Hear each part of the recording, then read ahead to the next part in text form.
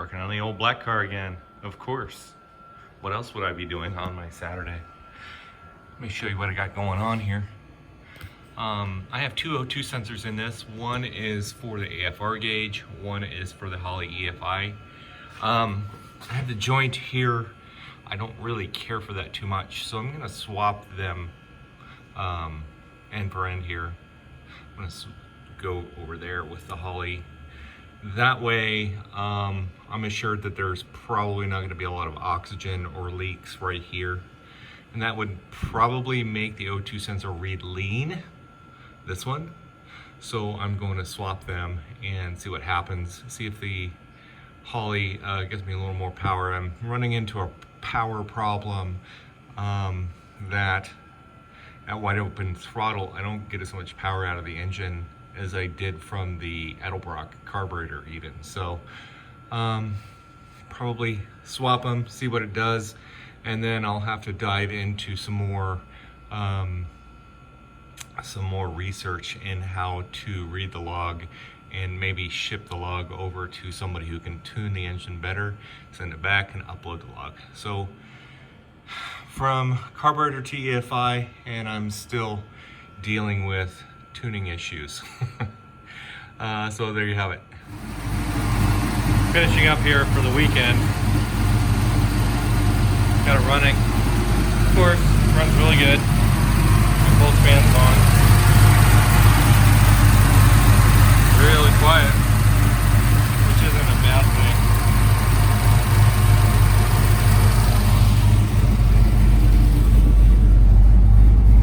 I got the fuel gauge working and got the tach working as well.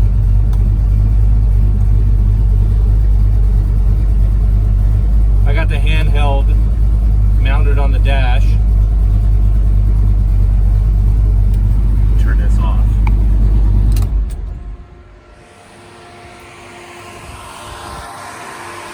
Fans are loud. And finally, I got an air cleaner on it.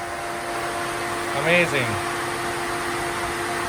It only took $500 or $600 to figure out how to get a freaking air cleaner on this. Bunch of wiring.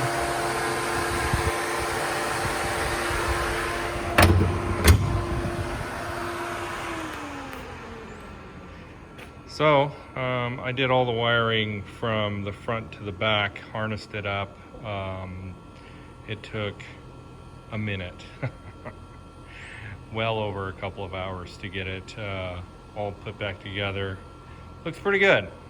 So I'm happy with it. Still have some under hood wiring to do, some wiring to do under the dash, and so forth. So next weekend, I guess. I did actually drive the car about 25-30 miles and check the plugs. It looks really good, nice and chocolatey brown, burning off the carbon blackness from the stupid carburetor. So I'd have to say win for the Sniper Stealth EFI. It's working out really well. As you can hear, it idles really well and performs okay. So I need to go in and figure out the fuel maps and do my research on that and how to get it all dialed in, and that'll probably be in the next few weeks. So there you have it. In any event, talk to you later. Bye. Okay, Sunday, June 27th. This is going to be the final EFI install video, and you know, I may post some more videos on it, but overall I think we are done. I am done with this install.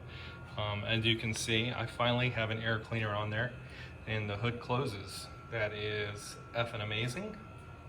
It only cost a couple $100 to figure it out. What I did this weekend was clean up all this wiring here. That goes to the EFI unit and the fans, and I painted that little bracket and everything. Proud of my little bracket.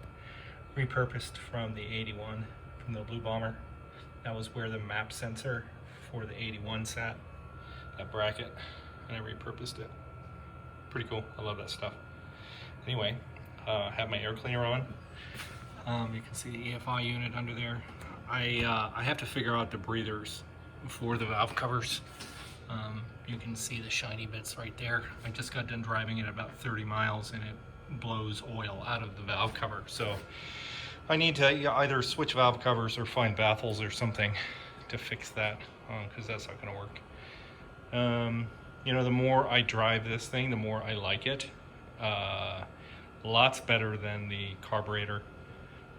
Big upgrade for the car and for drivability overall. The more I drive it, the more it keeps learning the car and how I drive it, and the faster it gets, which is always good. I'd say now it's probably pretty close to where the carburetor was. Just took it up on the freeway, and yeah, the car will boogie now, which is fine. You know, it's not a 400, 500, 600 horsepower monster by any means. You know, it's nice 350, 375, something like that, and I'm happy with that. You don't tear shit up, but super happy with it.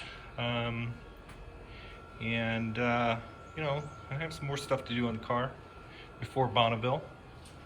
But as far as the EFI is right now, it's all good, unless it breaks. I hope it doesn't. In any event, yeah, the car ran really well. It's 100 degrees out.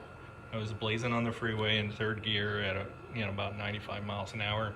Temperature was on the engine was 189, almost 190.